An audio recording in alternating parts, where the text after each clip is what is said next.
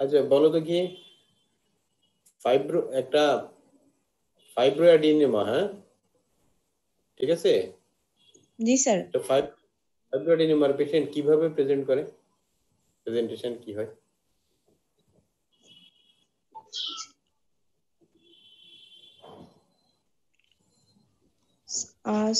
Sir ফাইব্রোঅ্যাডিনোমাতে হচ্ছে একটা palpable lump থাকবে, যেটা হচ্ছে ফ্রিলি মোবাইল। স্যার ফ্রিলি পেশেন্টের মোবাইল থাকবে। বয়স কিরকম থাকে, কম বয়স, কোন বয়সী স্যার এদের ইয়াং হয়? এজ থাকবে, স্যার ইয়াং এজ থাকবে।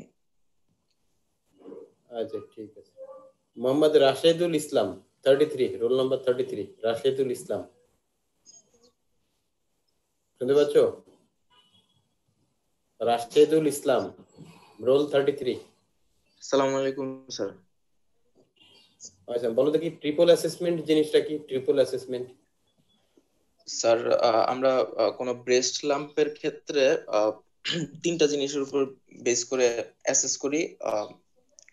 একটা হলো গিয়ে ক্লিনিক্যালি, একটা হলো গিয়ে রেডিওগ্রাফি, আর একটা হলো গিয়ে স্যার হিস্টোপ্যাথোলজিক্যাল বা সাইটোলজিক্যাল।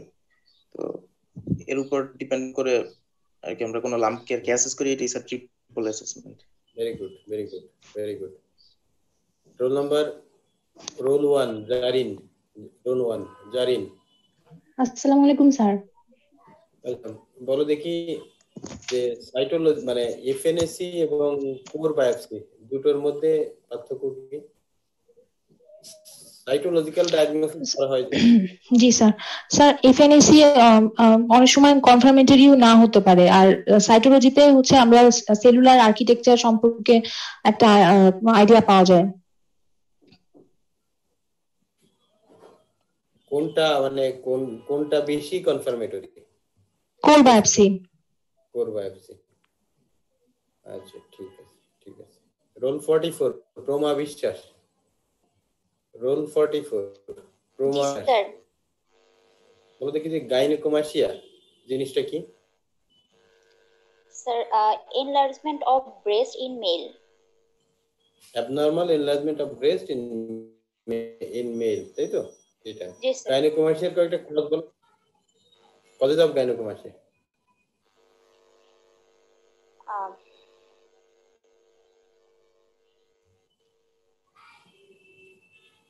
গাইনোকোমাসিয়ার কজ, এটা পরীক্ষার সময় জিজ্ঞাসা করবে, এটা জানতে হবে।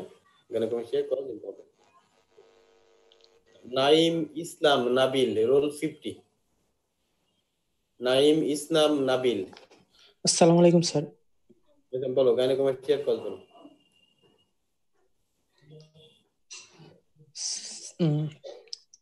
স্যার বিভিন্ন ড্রাগের ইয়ার কারণে স্যার হতে পারে। অথবা কি কি ড্রাগের নাম বলো স্যার? যেমন স্যার এস্ট্রোজেন ইনডিউস করে এরকম ড্রাগ, তারপর স্যার স্পাইরোনোলেকটন, ডাইউরেটিক্স, ফুরোসামাইড। ঠিক আছে, এটা আরো তোমাদের এটাই যেটা আর এটা করতে হবে। ইডিওপ্যাথিক কজ হতে পারে স্যার। ইডিওপ্যাথিক কজ, ঠিক আছে, ঠিক আছে, ঠিক আছে। আচ্ছা তাহলে আজকে আমরা কার্সিনোমা ব্রেস্ট এটা নিয়ে শুরু করার কথা ছিল, আমরা সেটাই শুরু করি। কার্সিনোমা ব্রেস্ট, এটা কার্সিনোমা অফ দ্য ব্রেস্ট, এটা নিয়ে আমরা শুরু করি। হ্যাঁ ঠিক আছে। দেখো এটা পরীক্ষার সময় লং কেস হিসেবে থাকবে, এটা থাকবে। আমি গতকালকে রঞ্জিত স্যারের সঙ্গে কথা বলতেছিলাম যে লং কেস কি কি পরীক্ষার সময় আসবে এগুলো, যেমন এই যে পেরিফেরাল ভাস্কুলার ডিজিজের ব্যাপারে একটা কথা ছিল, এটা এখন লং কেসে থাকে না, কাজে এটা জানানোটা, এটা মানে লং কেস হিসেবে পড়াটা জরুরি না। লং কেসে যেগুলো কমনলি থাকে বা একটা হলো কার্সিনোমা ব্রেস্ট, একটা হচ্ছে যে সিএ স্টমাক বা গ্যাস্ট্রিক আউটলেট অবস্ট্রাকশন, যে কোনো একটা ইয়ে যদি থাকে। একটা হলো গল ব্লাডার রিলেটেড যেগুলো, যেমন গলস্টোন ডিজিজ, অবস্ট্রাকটিভ জন্ডিস কিংবা এরকম। আর এর বাইরে যেমন রেনাল স্টোন এবং প্রোস্টেটের উপরে থাকবে। এই থাইরয়েডের পেশেন্ট তো বোধহয় খুব একটা থাকে না। এইগুলোই মোটামুটি স্যার যেটা বললো। আর একটু ওই যে ক্যান্সার, ইন্টেস্টাইনাল ক্যান্সার রিলেটেড যেগুলো, যদি কোনো রেকটাল ক্যান্সার বা এরকম কোনো প্রেজেন্টেশন পাওয়া যায় সেগুলো। তাহলে এই ইয়েগুলো তোমাদেরকে লং কেসে ভালো করে পড়তে হবে। তার মধ্যে একটা অন্যতম হলো কার্সিনোমা অফ দ্য ব্রেস্ট, এবং কার্সিনোমা অফ দ্য ব্রেস্টের এই পেশেন্টগুলোর এক্সামিনেশন যখন তার লং কেস পড়বে তাকে কিন্তু বলবে যে এক্সামিন করো যে কোনো একটা অংশ। ইভেন ধরো তোমার শুধুমাত্র লাম্পটা কি করে পালপেট করতে হয় সেটা দেখাও, সেটা বলতে পারে। অথবা একটা অ্যাক্সিলারি লিম্ফ নোড গুলো কিভাবে পালপেট করতে হয় সেটা বলতে পারে। এই মানে এই এক্সামিনেশন, তাহলে যে ভিডিওটা আমরা দেখেছিলাম এই ভিডিওটার শুরু থেকে শেষ পর্যন্ত পুরো এক্সামিনেশন প্রসিডিউর গুলো তোমাদেরকে ভালো করে শিখতে হবে বা বুঝতে হবে, এবং পরীক্ষার সময় এটা কিভাবে বলতে হবে সেটাও খুব ফ্লুয়েন্টলি আগে থেকে রেডি করে নিয়ে যেতে হবে যে আমি এই কথাগুলো বলবো। তো ঠিক আছে, আসো। It's the most common cause of death in middle aged women, এটা হলো carcinoma of the breast. Aetiological factor বইয়ে যেমনটা দেওয়া আছে এইগুলো জাস্ট, এটা তো মানে বোঝার মতো তেমন কিছু নাই, মুখস্থ করা। জিওগ্রাফিক্যাল এজ, যত এজ বাড়বে তত হলো কার্সিনোমার রিস্ক বাড়বে। Most of the carcinoma breast এটা হলো ফিমেলদের হয়, মেলে খুব রেয়ারলি হয়। জেনেটিকে যে more commonly in women of the family history of breast cancer যাদের আছে তাদের কার্সিনোমা ব্রেস্ট হওয়ার সম্ভাবনা যথেষ্ট। ডায়েট, এন্ডোক্রাইন এবং carcinoma breast increases with risk of developing carcinoma opposite breast. কারো যদি এক ব্রেস্টে থাকে তাহলে অপোজিট ব্রেস্টে হওয়ার সম্ভাবনা বেশি। তাহলে এটা জেনেটিক একটা ব্যাপার আছে, সেগুলো মনে রাখতে হবে। আর প্যাথোলজিতে দেখো এটা 2-3টা কথা একটু জানা দরকার। তো তোমরা কি আমার কথা শুনতে পাচ্ছ? জি শোনা স্যার। যাচ্ছে কথা? শোনা যাচ্ছে। জি sir. Breast carcinoma arise from lactiferous ducts is called ductal carcinoma. এটা হলো most common variant. Lactiferous duct থেকেই এটা কমনলি হয়, ল্যাক্টিফেরাস ডাক্ট থেকে। লোবিউল থেকেও হতে পারে, সেগুলোকে বলে লোবিউলার কার্সিনোমা। আর in situ carcinoma is pre-invasive carcinoma which has not breached the epithelial basement membrane। সবটাই তাই, ইনসিটু কার্সিনোমা মানেই হলো যে এটা বেসমেন্ট মেমব্রেন ক্রস করেনি। তাহলে 3 রকম কথা আসছে, একটা হলো ডাক্টাল কার্সিনোমা, একটা হচ্ছে লোবিউলার কার্সিনোমা, একটা ইনসিটু কার্সিনোমা। ডাক্টাল কার্সিনোমা হচ্ছে কমনেস্ট, এটা প্রায় মোর দেন 80% হলো ductal carcinoma. Spread of the breast cancer জানাটা খুবই জরুরি। ব্রেস্ট ক্যান্সারের স্প্রেড জানা এটা খুব জরুরি ব্যাপার। তাহলে কিভাবে হয়? একটা হচ্ছে যে লোকাল স্প্রেড, লিম্ফ্যাটিক স্প্রেড এবং ব্লাড বর্ন স্প্রেড, 3 ভাবে হতে পারে। তাহলে লোকাল স্প্রেড জিনিসটা কি? The tumor increases in size and invades other portions of the breast. It tends to involve the skin and to penetrate the pectoral muscle and even the chest wall if diagnosed late.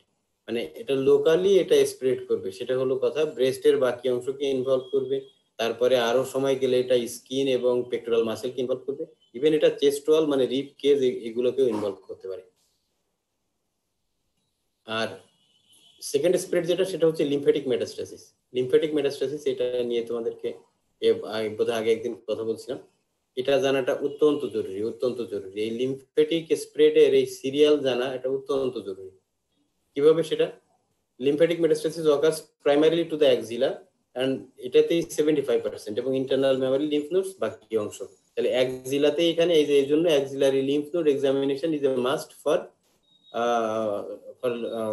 Examination of the breast cancer. Axillary lymph node গুলোর examination অবশ্যই করতে হবে, এবং এটা axillary lymph node কিভাবে examine করতে হয় পরীক্ষার সময় সেটা তোমাদেরকে করে দেখানো লাগবে। তাহলে এই কারণটা হলো এটা যে most of the breast cancer will drain in the axillary lymph node. এখন এই axillary lymph nodes from axillary lymph nodes spread occur to the supraclavicular nodes. এই পর্যন্ত হলো অ্যাক্সিলারি গ্রুপ, এইগুলো সব। এরপরে এখান থেকে যাবে সুপ্রাক্লাভিকুলার নোডে, এখান থেকে এটা হলো সুপ্রাক্লাভিকুলার নোড, এবং এখান থেকে এটা লিম্ফ্যাটিক ডাক্ট দিয়ে অথবা থোরাসিক ডাক্ট দিয়ে এটা ওই যে ইন্টারনাল জুগুলার এবং সাবক্লাভিয়ান ভেনের জাংশন যেখানে আছে সেইখানে এটা চলে যাবে হচ্ছে ভেনাস সিস্টেমে। তাহলে ভেনাস সিস্টেমে যাওয়ার আগে এগুলো লিম্ফ্যাটিক সিস্টেমের মধ্যে থাকে।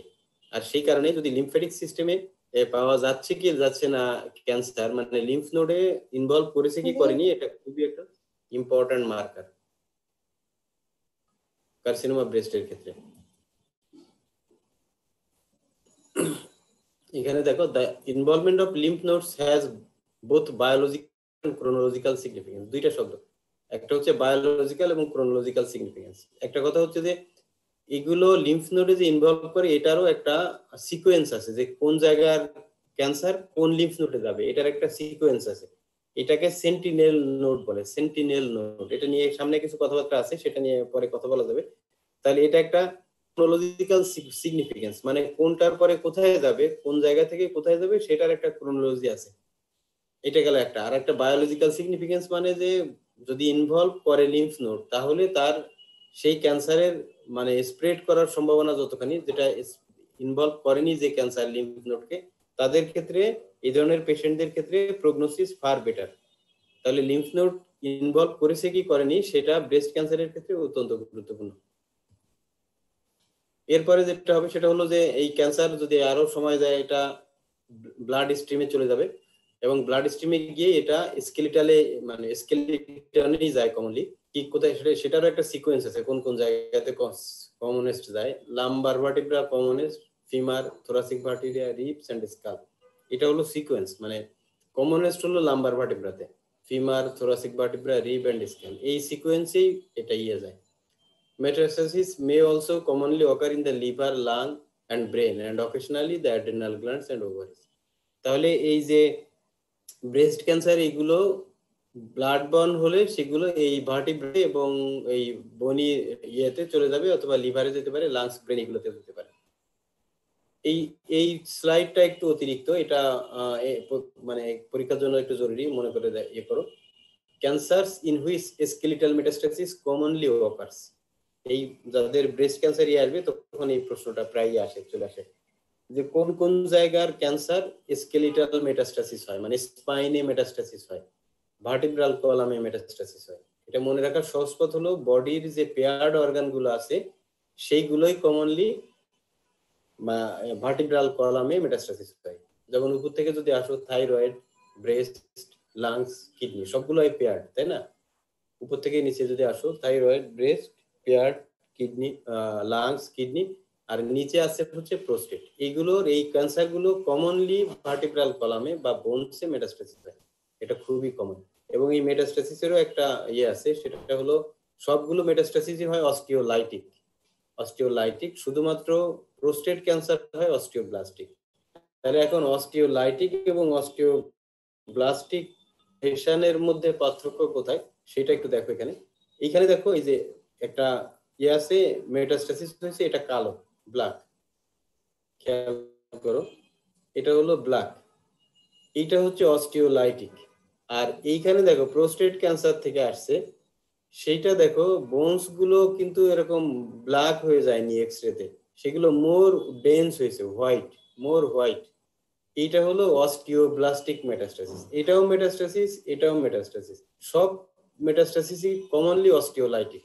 কিন্তু প্রোস্টেট ক্যান্সারের ক্ষেত্রে এটা একটা অস্টিওব্লাস্টিক চেঞ্জ নেয়। সবসময় যে নিবে তা না, প্রোস্টেট ক্যান্সার অস্টিওলাইটিক হতে পারে, কিন্তু কমনলি প্রোস্টেট ক্যান্সারের যে বনি মেটাস্টাসিস এগুলো এরকম সাদা দেখা যায়, এক্সরেতে এরকম মোর হোয়াইট দেখা যায়, মনে হবে যেন আরো বেশি ডেন্স হয়েছে, কিন্তু এগুলো আসলে মেটাস্টাসিস।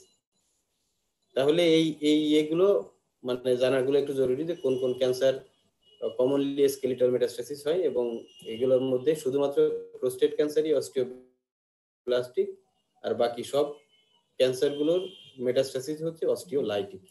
আচ্ছা ঠিক আছে, আসো। Clinical presentation of the breast cancer, এটা তোমাদের জানাই, এগুলো তেমন জানা কিছু নেই। যত বয়স বাড়বে তত তার ইয়ে বাড়তে থাকবে, রিস্ক বাড়তে থাকবে, এবং এটা কমনলি হার্ড পেনলেস লাম্প নিয়ে প্রেজেন্ট করে। হার্ড পেনলেস লাম্প, এটা ফিমেলদের ক্ষেত্রে আমাদেরকে অবশ্যই ধরে নিতে হবে যে এটা খারাপ হতে পারে, ক্যান্সার হতে পারে, এবং সেই অনুযায়ী আমাদেরকে এটা প্রসিড করতে হবে। তাহলে এটা present with hard painless lump which may be associated with indrawing of the nipple or overlying skin. Breast cancer found most frequently in the upper outer quadrant. এটা হলো লেফট ব্রেস্ট, লেফট ব্রেস্টের আপার এবং outer quadrant হলো এটা, আপার outer quadrant, আপার outer quadrant. এইদিকে হচ্ছে এই কোয়াড্র্যান্টে এটা present করে। আপার আউটার কোয়াড্র্যান্টে কমনলি অ্যাক্সিলারি টেল থাকে, এটা হলো অ্যাক্সিলারি টেল। তাহলে আপার এবং আউটার কোয়াড্রেন্টই কমনলি এটা প্রেজেন্ট করে। এখানে দেখো যে যে চারটা কোয়াড্রেন্টে ভাগ করা হয়েছে ব্রেস্টকে, এটা হলো আপার আউটার, লোয়ার আউটার, আপার ইনার, আপার ইনার আর লোয়ার ইনার। এই চারটা কোয়াড্রেন্টের মধ্যে এই কোয়াড্রেন্টেই কমনলি ব্রেস্ট কার্সিনোমা পাওয়া যায়।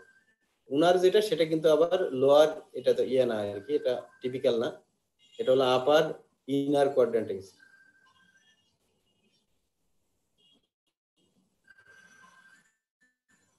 আর এইটা হচ্ছে যে দেখো এই যে আপার আউটার কোয়াড্রেন্টের একটা ছবি দেওয়া আছে, এটাই হলো তোমার মানে অনেকগুলো ছবি দেওয়া হলো এটা ইয়ে করার জন্য। আপার আউটার কোয়াড্রেন্টে কার্সিনোমা ব্রেস্ট কমনলি প্রেজেন্ট করে। এখানে দেখো নিপল চেঞ্জের ক্ষেত্রে এইটা একটু দুইটা ছবি পাশাপাশি দেওয়া আছে, একটু দেখো। Typical nipple retraction in carcinoma breast. It is circumferential retraction in carcinoma and partial slit-like in duct ectasia. এই nipple retraction দেখেও একটা আইডিয়া করা যায় যে nipple retraction এটা কার্সিনোমার ক্ষেত্রে এটা হবে হলো যে সার্কামফারেন্সিয়াল, আর ডাক্ট ectasia-তেও nipple retraction হয়, সেটা হবে হলো partial slit-like। এখানে দেখো এই যে একদম গোল, রিট্রাকশনটা হচ্ছে একেবারে গোল কার্সিনোমা অফ দা ব্রেস্টের ক্ষেত্রে, সার্কামফারেন্সিয়াল। আর পরে একটা ছবি আছে, এটা দেখো ডাক্ট ectasia-তে যেটা হয়, ডাক্ট ectasia-তে এটা হয় হলো স্লিট লাইক মানে স্লিট, এটা একটা এরকম আর কি, এই যে মানে স্লিট লাইক। আর সার্কামফারেন্সিয়াল হবে হচ্ছে কার্সিনোমা অফ দ্য ব্রেস্টে। তাহলে তুমি যদি মানে দেখে যদি চিনতে পারো সেটা তো ভালো, না হলে অ্যাটলিস্ট এই টার্মগুলো মনে রাখো, সার্কামফারেন্সিয়াল ইন কার্সিনোমা আর slit like in duct ectasia। দুইটা ছবি পাশাপাশি দেওয়া আছে, দেখে যদি তোমরা বুঝতে পারো কিনা দেখো। এটা একটা মানে অনেকটা ওই যে ইলিপ্টিক্যাল স্লিট লাইক, আর এটা হলো গোল সার্কামফারেন্সিয়াল।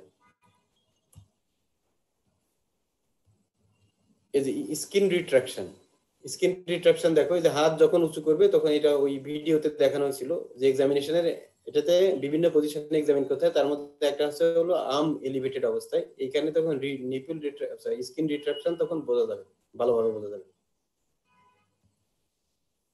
এবং নিপল ডিসচার্জ নিয়ে আসতে পারে। This is the second common presentation. এখানে দেখো যে লাল মানে bloody discharge from the nipple, it is one of the common presentation of carcinoma of the breast. তাহলে লাম্প নিয়ে প্রেজেন্ট করতে পারে অথবা নিপল ডিসচার্জ নিয়েও প্রেজেন্ট করতে পারে, যেখানে এই যে এরকম এখানে যেটা দেখা যাচ্ছে যে ব্লাড স্টেইন ডিসচার্জ। এইখানে যেটা আছে দেখো পদা অরেঞ্জ বলে, এটা পদা অরেঞ্জ। এইখানে দেখো যে এই ওই কমলার যে স্কিন যেটা সেই রকম একটা চেহারা নিয়েছে, লিম্ফ্যাটিক অবস্ট্রাকশনের জন্য হয়। As the disease advances locally, there may be skin involvement with peau d'orange or frank ulceration and fixation of the chest wall. এটা হলো পদা অরেঞ্জ। এটা কিন্তু পরীক্ষার সময় যদি থাকে বা পরীক্ষার সময় জিজ্ঞাসা করবে এটা জিনিসটা কি এবং এটা কেন হয়। এগুলো সবই হলো পদা অরেঞ্জ। এটা ফ্রেঞ্চ শব্দ, সেটার এই যে এটা এইগুলো হচ্ছে যে স্কিন গুলো এরকম কমলার খোসার মতো হয়ে যায়, সেটাই হচ্ছে পদা অরেঞ্জ। আলসারেশন দেখো, এটা হলো ক্যান্সারের আলসারেশন, এটা হলো লিম্ফ নোড, সেকেন্ডারি আর কি লিম্ফ নোডের জন্য। তো এরকম মানে লেট স্টেজে আলসারেশন নিয়েও প্রেজেন্ট করতে পারে, ফ্রাঙ্ক আলসারেশন নিয়েও প্রেজেন্ট করতে পারে। আর ফিচার্স অফ মেটাস্টাসিস নিয়েও প্রেজেন্ট করতে পারে। সেটা কি রকম? এটা ফিচার্স অফ মেটাস্টাসিস এগুলো আছে কিনা লং কেসের হিস্ট্রির মধ্যে এগুলো তোমাকে উল্লেখ করে দিতে হবে, আছে অথবা নাই। সেটা কি কি? চেস্ট পেন, হিমোপ্টাইসিস, বোন পেন, টেন্ডারনেস, প্যাথোলজিক্যাল ফ্র্যাকচার। এখানে যেমন দেখো যে মেটাস্টাসিস হয়ে এখানে ফ্র্যাকচার হয়ে গেছে, pathological fracture. Pleural effusion, ascites, liver secondary ovarian tumour, এগুলো হতে পারে আর কি। কুকেনবার্গ টিউমার একরকম আছে, এটা সেকেন্ডারি ওভারিয়ান টিউমার বলতে ওইটা কুকেনবার্গ টিউমার বলে। এটা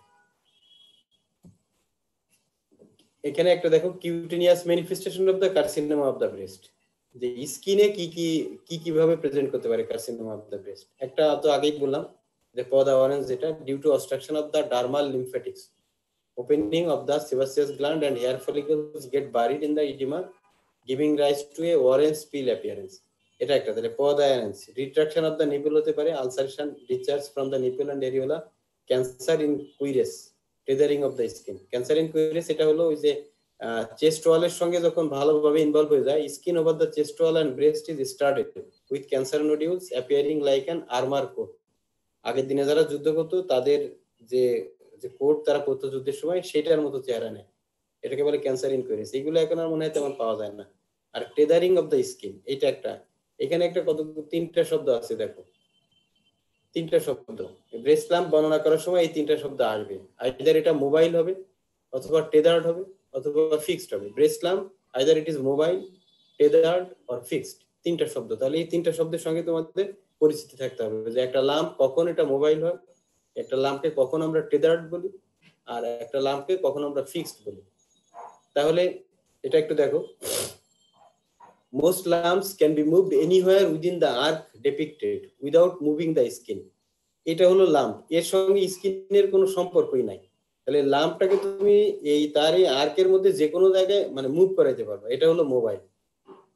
এটা হচ্ছে মোবাইল, স্কিনের কোনো চেঞ্জ হবে না তুমি যখন মুভ করাচ্ছ, এটা হলো মোবাইল।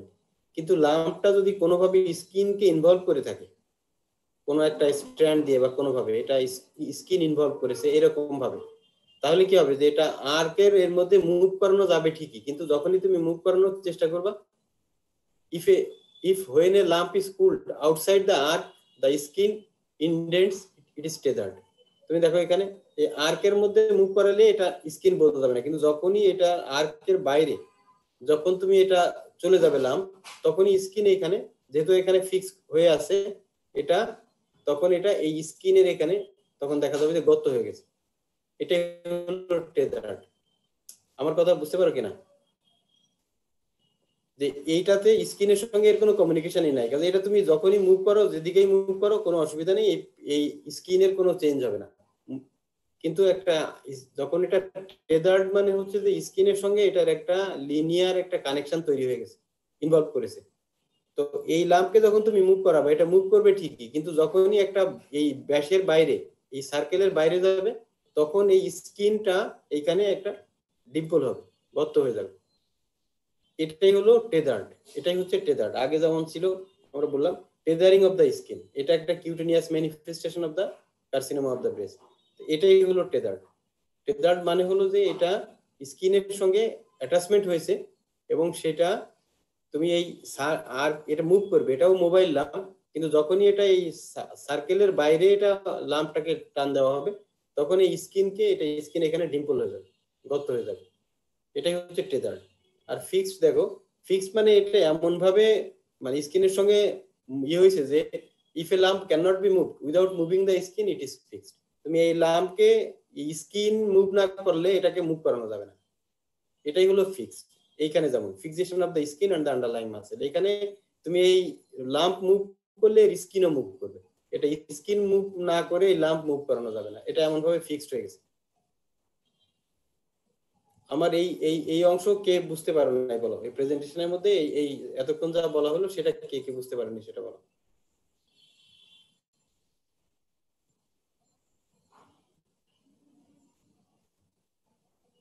বুঝতে পারেনি এমন কেউ আছে?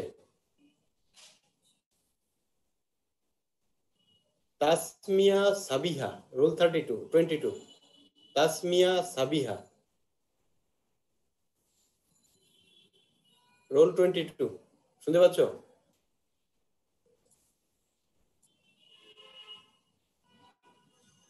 তাসমিয়া সাবিহা,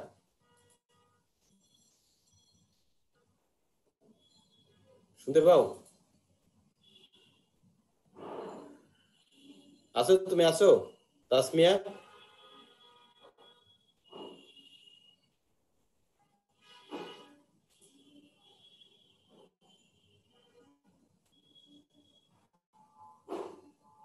তোমরা কি আমার কথা শুনতে পাচ্ছ? জি স্যার। তাসমিয়া ওকে আছে না নাই? ও কি বাসায় চলে গেছে? তাসমিয়া সাবিহা আসো। তোমরা ভিডিও অন করো তো, সবাই ভিডিও অন করো, দেখি আমি কে কে আসো, দেখি কে কে নাই। ভিডিও অন করো।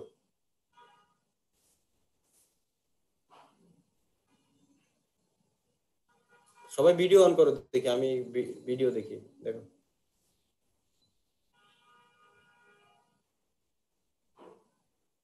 তাসমিয়া আসো।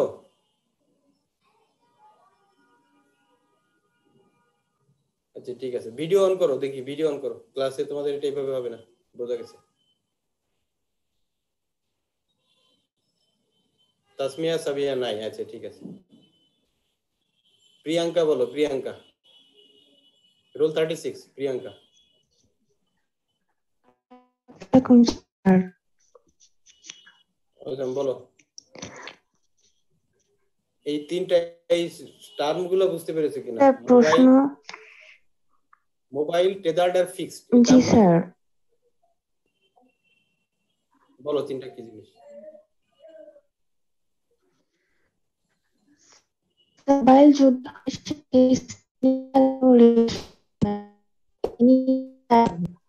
হয় তাহলে ল্যাম্পটাকে যখন মুভ করানোর ট্রাই করা হবে তখন স্ক্রিনে ডিম্পলিং হবে বা হচ্ছে স্ক্রিনের সাথে কানেকশন আছে এটা বোঝা যাবে। আর যদি ফিক্সড হয় তাহলে সেক্ষেত্রে কোনোভাবে নড়ানো যাবে। ফিক্সড হলে এটা কোনোভাবেই নড়ানো যাবে না। আচ্ছা ঠিক আছে ঠিক আছে আচ্ছা ঠিক আছে। এখন তাহলে আসো পরে যাই, আমরা পরের অংশে যাই যে staging of the breast cancer. Staging, এখানে টিএনএম স্টেজিং যেটা আছে তোমাদের এই জিনিসটা বেলি ল্যাবে কিন্তু এইভাবে নাই, ঠিক আছে? এটা অন্য ইয়ে থেকে নেওয়া, এবং এটা কিন্তু পরীক্ষার সময় বেলি ল্যাবে যেভাবে স্টেজিং দেওয়া আছে এইভাবে বললে কাজ হবে কিনা আমার সন্দেহ। তাহলে আমরা কমনলি যেটা এই করি টিএনএম স্টেজিং, যেটা প্রাইমারি টিউমার, এন হচ্ছে নোড আর এবং এম হলো মেটাস্টাসিস। প্রাইমারি টিউমার এখানে এটা যেমন টিএক্স টি0 আরো কতগুলো আছে, আমি কতগুলো বাদ দিয়েছি এখান থেকে, যেগুলো তোমাদের মানে মানে মনে রাখার জন্য সম্ভব বা সহজ সেগুলো, বা পরীক্ষার জন্য যতটুকু বললে হবে বলে মনে হয়েছে অতটুকু এখানে রাখা। তাহলে টিএক্স হচ্ছে primary tumour can not be assessed. কেন? কারণ already treated elsewhere without documentation. ধরো কোথাও এক জায়গায় অপারেশন হয়ে গেছে, ওইটার কোনো কাগজপত্র নাই, এগুলোই হলো টিএক্স। টি0 হচ্ছে no evidence of primary tumour. TIS হচ্ছে কার্সিনোমা ইন সাইটো, আমরা বলছিলাম ক্যান্সার তিন রকম, কার্সিনোমা ইন সাইটো তার মধ্যে একটা। টি1 হচ্ছে tumour less than 2 centimetre, 2 centimetre মানে 20 মিলিমিটার। এখন এর মধ্যে আবার তিনটা আছে, টি1 এ বি সি। টি1 এ হলো 1 to 5 মিলিমিটার, 5 to 10 হচ্ছে টি1 বি, টি1 সি হচ্ছে 10 to 20 মিলিমিটার। এটা হলো টিউমারের সাইজ। এরপরে যেটা আছে টি2, টি2 হচ্ছে 20 to 50 মিলিমিটার, এটা হলো টি2 মানে 2 to 5 সেন্টিমিটার, এটা হলো টি2। মানে টি1 হচ্ছে less than 2 centimetre, 2 to 5 centimetre হলো টি2, আর মোর দেন 5 সেন্টিমিটার হলো টি3।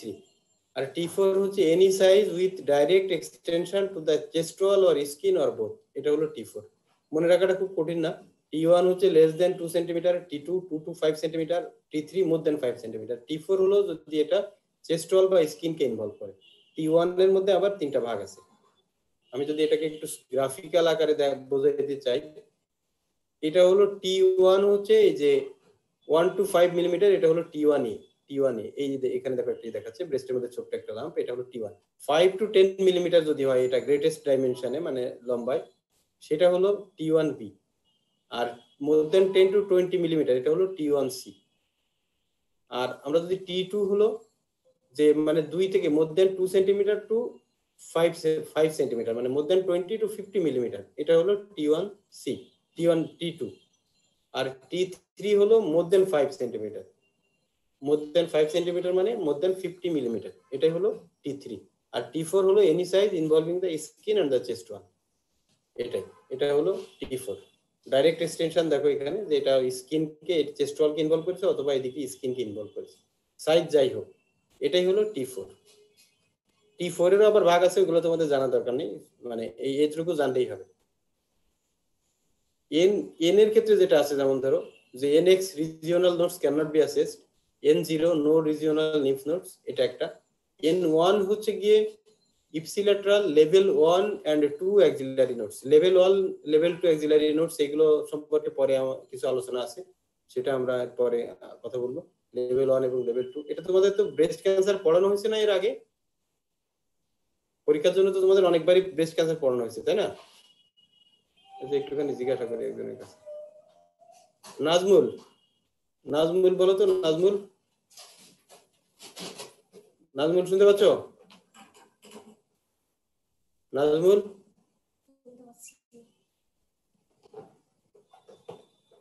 নাজমুল শুনতে পাচ্ছ? নাজমুল,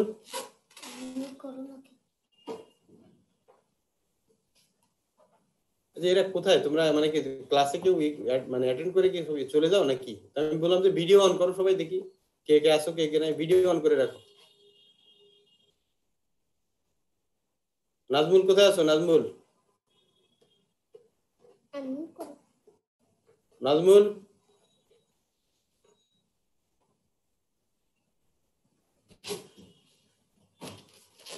তোমাদের সঙ্গে আগামী দিন আমি মানে এটাই শেষ ক্লাস, এরপরে আমি আর ক্লাস নিব না, ঠিক আছে? মানে আজকে তোমাদের সঙ্গে শেষ ক্লাস, আমি এরপরে আর তোমাদের সঙ্গে আর কোনো ক্লাস নেব না, ঠিক আছে? আসো।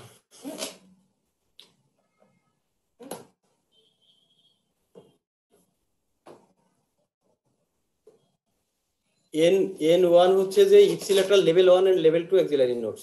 লেভেল 1 লেভেল 2 সম্পর্কে পরে কথা বলবো।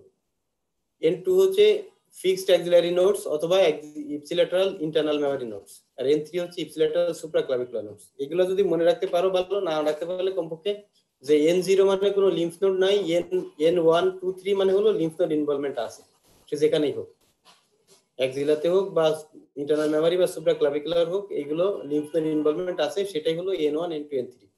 M0 হচ্ছে যে কোনো মেটাস্টাসিস নাই, M1 হচ্ছে ডিস্ট্যান্ট মেটাস্টাসিস আছে।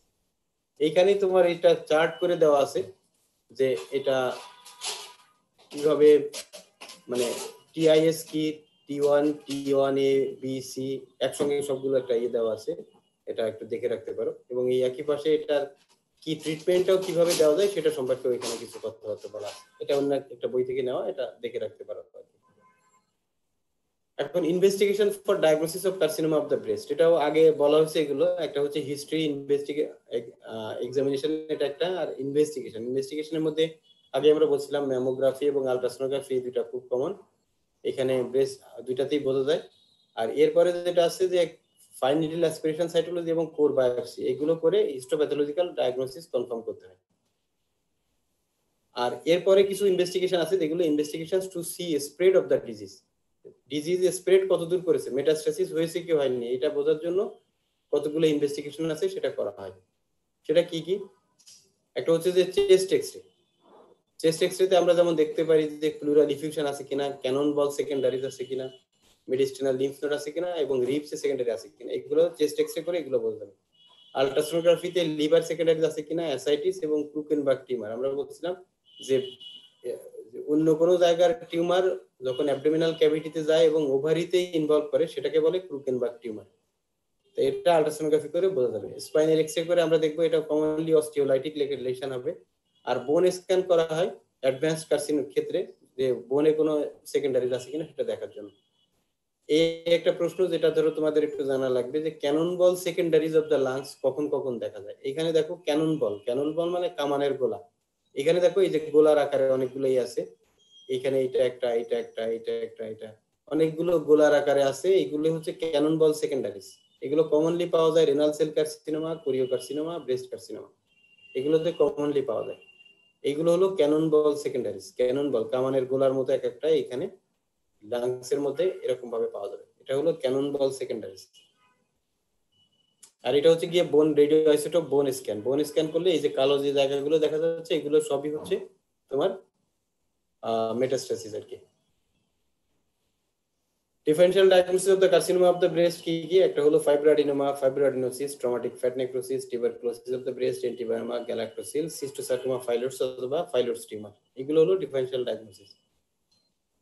Treatment of the carcinoma of the breast, সেটাতে যাওয়ার আগে তোমাদের কাছে একটু জিজ্ঞাসা করি, এই পর্যন্ত তোমরা কেউ কিছু বুঝতে পেরেছো কিনা, মানে কারোর কোনো বুঝতে অসুবিধা আছে কিনা? সময়ও প্রায় শেষ, মানে 40 মিনিট শেষ। তাহলে ওটা শেষ কর, ট্রিটমেন্ট শুরুর আগে নেক্সট ডে আরেকবার ঢুকতে হবে, তার আগে আমি তোমাদের কাছে একটু শুনি যাই তোমরা এই পর্যন্ত কারো বুঝতে কোনো অসুবিধা আছে কিনা। প্রমা বিশ্বাস আছো? জি স্যার। আচ্ছা, এই পর্যন্ত বুঝতে কি কোনো অসুবিধা আছে? না স্যার। তোমাদের তো এগুলো আগে পড়ানো হয়েছিল না? আগে পড়াইছে না ক্লাসে? কার্সিনোমা ব্রেস্টের উপরে তো অনেকবারই আলোচনা হয়েছে, তাই জি না? স্যার। জি স্যার। তাহলে তো বুঝতে না পারার কোনো কারণ নেই। আচ্ছা। আনিকা, আনিকা শুনতে পাচ্ছ? আনিকা, আসসালামু আলাইকুম স্যার। তুমি বলো তো যে মানে ব্রেস্ট কার্সিনোমার স্টেজিং গুলো বলো তো দেখি কিভাবে স্টেজিং করা হয়।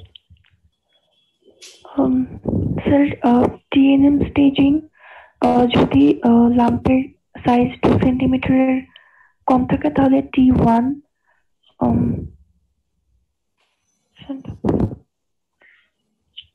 2 to 5 সেন্টিমিটার থাকলে T2 আর 5 সেন্টিমিটার বেশি থাকলে T3। স্কিন এবং চেস্ট ওয়াল করলে হলো T4। T4 জি স্যার। ঠিক আছে, ঠিক আছে। নাজমুল ইসলাম, নাজমুল ইসলাম শুনতে পাচ্ছ? এখন আসলে treatment of the carcinoma of the breast, এটা পড়িয়ে দিয়ে আমাদের এটা শেষ হবে। এইম অফ ট্রিটমেন্ট কি? To reduce chance of local recurrence and the risk of metastatic spread. এটাই হলো এইম, উদ্দেশ্য হলো কি লোকাল রিকারেন্স কমানো, চান্স কমানো, আরেকটা হচ্ছে যে ডিস্টেন্ট মেটাস্টাসিস যেন না হয় তার ব্যবস্থা করা। এটার জন্য যে ট্রিটমেন্ট যেটা করা হয় সেটা হলো মাল্টিডিসিপ্লিনারি টিম অ্যাপ্রোচ। যে এটা শুধুমাত্র সার্জনরাই চিকিৎসা করবে এরকম না, মাল্টিডিসিপ্লিনারি, কারণ এটার মধ্যে অনেক কিছু ইনভলভ আছে, শুধুমাত্র সার্জারি এর একমাত্র চিকিৎসা না। ক্যান্সার থেরাপি আছে, রেডিওথেরাপি আছে, কেমোথেরাপি আছে, বহুবিধ জিনিস আছে। তো সেটার জন্য which include surgeon, medical oncologist, radiotherapist and allied health professional such as the clinical nurse specialist, এইগুলো। তাহলে এখানে মানে মূল কথা হলো সার্জন, ক্যান্সার বিশেষজ্ঞ মানে অনকোলজিস্ট এবং রেডিওলজিস্ট, রেডিওথেরাপিস্ট, যারা এই 3 গ্রুপ লোক কমপক্ষে এটা একটা টিমের মতো করে এই চিকিৎসা দিতে হবে। মানে আলাদা আলাদা ভাবে চিকিৎসা দিলে এটা আসলে অ্যাপ্রোপ্রিয়েট ট্রিটমেন্ট হবে না। তাহলে এখানে মাল্টিডিসিপ্লিনারি টিম অ্যাপ্রোচটা জরুরি। কার্সিনোমা অফ দ্য ব্রেস্টের ট্রিটমেন্ট কি কি আছে? একটা হলো সার্জারি, রেডিওথেরাপি, থেরাপি, কেমোথেরাপি, 4 রকম। Surgery, radiotherapy, hormone therapy, chemotherapy. তাহলে এখন হচ্ছে যে কোন ধরনের ট্রিটমেন্ট মডালিটিস কাকে দিতে হবে সেটা ঠিক করাটা একটা, এবং এই ঠিক করার জন্যই আসলে এই মাল্টিমোডাল যে ট্রিটমেন্ট অ্যাপ্রোচ, যেটা যে অনেক স্পেশালিস্টদের একসঙ্গে বসে এটা ট্রিটমেন্ট প্রোটোকল ঠিক করার কথা, যে কোন ধরনের ট্রিটমেন্ট কোন স্টেজের জন্য বা কোন পেশেন্টের জন্য কোন ট্রিটমেন্টটা অ্যাপ্রোপ্রিয়েট হবে সেটা ঠিক করার জন্য আসলে এই বোর্ড মানে টিউমার বোর্ড করে এই চিকিৎসাগুলো করা হয়। ইভেন আমাদের দেশেও অনেক হাসপাতাল আছে যেগুলোতে এটা এইভাবেই ঠিক করা হয় ট্রিটমেন্ট আসলে কি হবে। ধরো সার্জারি মনে হলো যে এটা সার্জারি করা লাগবে, সে করে দিল, রেডিওথেরাপিস্ট বা অনকোলজিস্টের সঙ্গে পরামর্শ না করে, এটা অ্যাপ্রোপ্রিয়েট ঠিক হবে না। নিয়ম হলো যে সবাই মিলে বসে ঠিক ট্রিটমেন্টের প্রোটোকলটা আসলে কিভাবে হবে, এই পেশেন্টের জন্য আমরা কিভাবে প্রসিড করব। এখন তাহলে আসো কি কি, যেমন আর্লি ব্রেস্ট ক্যান্সার যদি হয় সেক্ষেত্রে ট্রিটমেন্ট কিরকম? রাফ যেটা হিসাব, treatment is surgery with or without radiotherapy. তাহলে আর্লি ব্রেস্টের ট্রিটমেন্ট হলো surgery with or radiotherapy. Adverse prognostic factor such as lymph node involvement.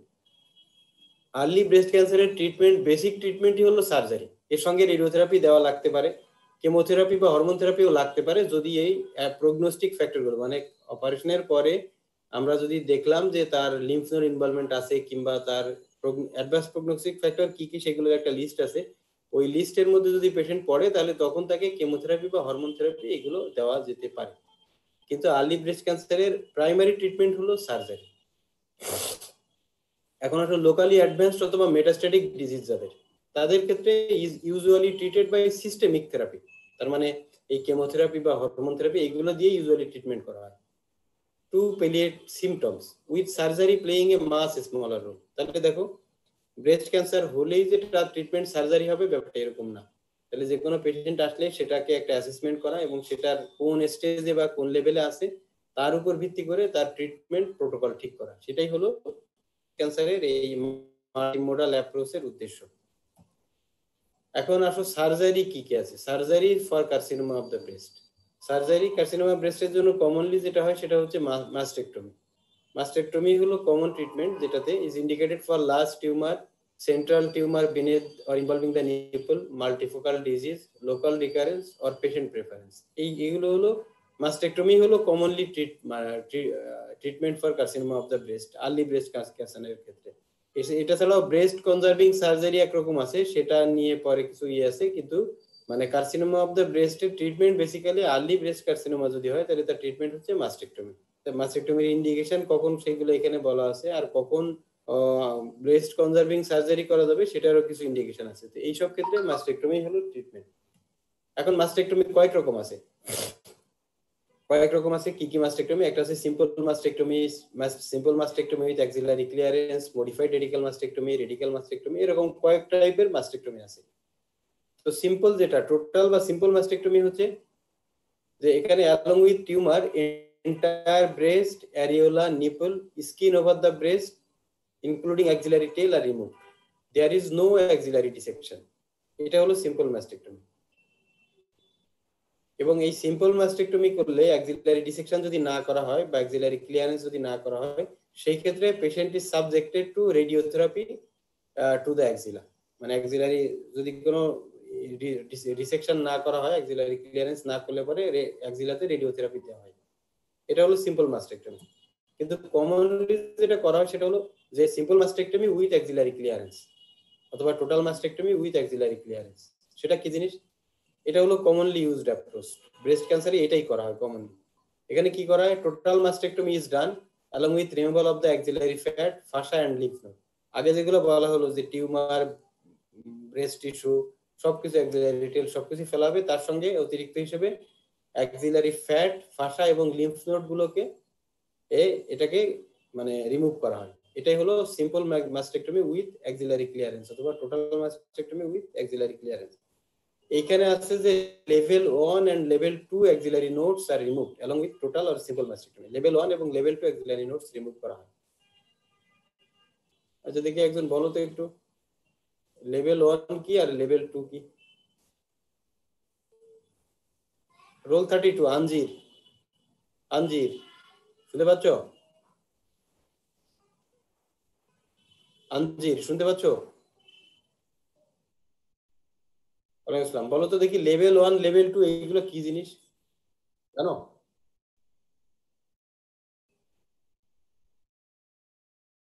অ্যাক্সিলাতে level 1 level 2 axillary node এগুলো কি জিনিস বলো তো, জানো?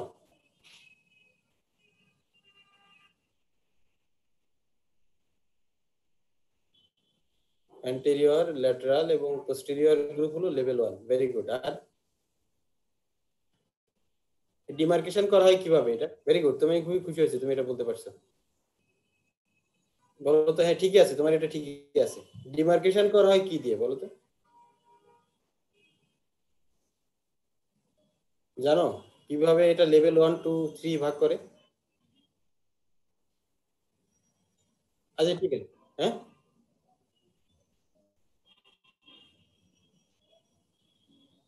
আচ্ছা ঠিক আছে, এটা জানতে হবে। ঠিক আছে এটা, হ্যাঁ বলো।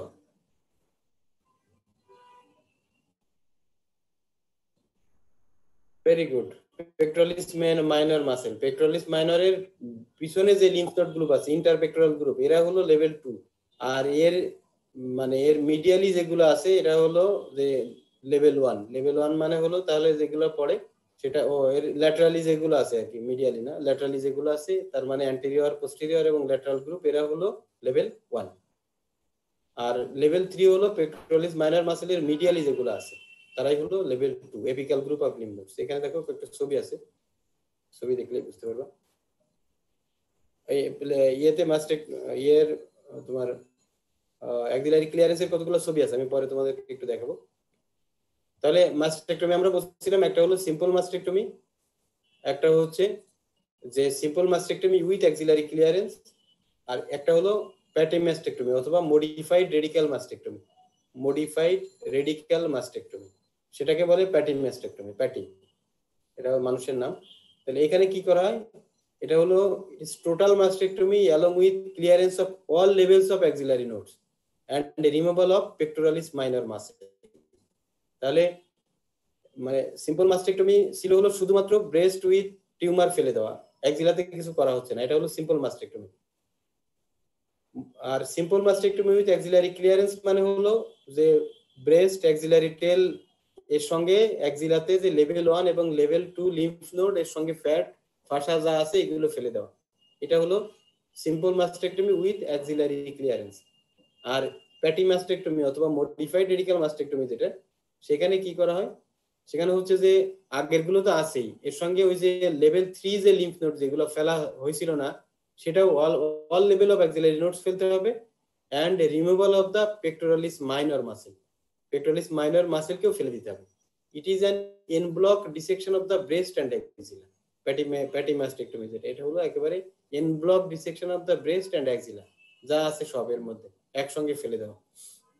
এখানে একটা ছবি আছে দেখো প্যাটি মাস্টেক্টমির, এখানে কি কি আছে দেখো, এটা হলো টিউমার, তাহলে টিউমারের সঙ্গে ব্রেস্ট যা আছে সেটা ফেলতে হবে। এইখানে দেখো পেক্টোরালিস মাইনর মাসেল ফেলতে হবে। আর এর সঙ্গে কি আছে, এই যে একই সঙ্গে এই যে অ্যাক্সিলা উইথ নোডস সবকিছু ফেলে দেওয়া হচ্ছে। তাহলে the Patey mastectomy, the excised mass is composed of the whole breast, a large portion of the skin, the center of which overlies the tumor, but which always includes the nipple, all the fat, fascia and lymph nodes of the axilla. যেখানে pectoralis minor muscle, breast tissue, tumour এবং অ্যাক্সিলার lymph node, এটা হলো as a whole সবগুলো হচ্ছে যে patty mastectomy মানে specimen. এই প্রশ্ন পরীক্ষার সময় প্রায়শই জিজ্ঞাসা করবে যে হঠাৎ the structures preserved during Patey mastectomy, কি কি স্ট্রাকচার প্রিজার্ভ করা হয় প্যাটি মাস্টেক্টমির পরে। এই অ্যাক্সিলার চেহারাটা এরকম দেখা যাবে, এটা বেলি ল্যাবের একটা ছবি। তাহলে কি কি স্ট্রাকচার প্রিজার্ভ করা হয়, একটা হচ্ছে অ্যাক্সিলারি ভেইন, এটা হলো অ্যাক্সিলারি ভেইন, এটা প্রিজার্ভ করতে হবে। এখানে দেখো যে এখানে কি এটা যেটা আছে সেটা হচ্ছে আরেকটা হলো যে নার্ভ টু সেরাটাস অ্যান্টেরিয়র, যেটাকে লং থোরাসিক নার্ভ বলে, এটা হলো সেরাটাস অ্যান্টেরিয়র মাসেল, এটা হচ্ছে লং থোরাসিক নার্ভ, এটা প্রিজার্ভ করতে হবে। আর থার্ড নাম্বার হলো nerve to latissimus dorsi, the thoracodorsal trunk, এই যে এটা হলো থোরাকোডরসাল ট্রাঙ্ক, এটা ওই যে ল্যাটিসিমাস ডরসি মাসেল যেটা আছে, ল্যাটিসিমাস ডরসি মাসেল এই মাসেলকে সাপ্লাই দেয়। তাহলে এই তিনটা স্ট্রাকচার এগুলোকে প্রিজার্ভ করতে হবে। ইন্টারকোস্টোব্রাকিয়াল একটা নার্ভ আছে যেটা ইউজুয়ালি ডিভাইড করা হয় এই অপারেশনের সময়, ইন্টারকোস্টোব্রাকিয়াল নার্ভ, এটা middle side of the upper part of the আর্মকে সাপ্লাই দেয়, এবং এই কারণে এই ধরনের মাস্টেক্টমির পরে পেশেন্টের এই অংশে সেন্সেশন লস হয়, সেন্সেশন চলে যায়। তাহলে এইটা একটা মানে এটা জানতে হবে complications of the mastectomy, modified radical mastectomy অথবা মাস্টেক্টমির কমপ্লিকেশনস কি কি। এটা হলো injury or thrombosis of the axillary vein, seroma formation খুবই common, pain and numbness, flap necrosis, infection, lymphoedema. এটা হলো যে numbness over the medial aspect of the arm due to intercostobrachial nerve injury, এটা একটা। উইঙ্গিং অফ দ্য স্ক্যাপুলা কখন হয়, কেউ বলতে পারবো উইঙ্গিং অফ দ্য স্ক্যাপুলা কখন হয়, জানো? এক্সিলারি নার্ভ ইনজুর হলে। অ্যাক্সিলারি নার্ভের তো না, অ্যাক্সিলারি নার্ভ তো না, অন্য কেউ বলো। উইঙ্গিং অফ দ্য স্ক্যাপুলা কখন হয়? উইঙ্গিং অফ দ্য স্ক্যাপুলা এটা যে লং থোরাসিক নার্ভ, যেটা নার্ভ টু সেরাটাস অ্যান্টেরিয়র, এটা যখন ইনজুরি হয় তখন এটা হয় winging of the scapula, long thoracic nerve injury. ওই যে আমরা আগে দেখালাম যে এইগুলো স্ট্রাকচার প্রিজার্ভ করতে হবে, ওই নার্ভ ইনজুরি হলে পরে এই ঝামেলাগুলো হয়। উইঙ্গিং অফ দ্য স্ক্যাপুলা হবে হলো যখন লং থোরাসিক নার্ভ ইনজুরি হবে।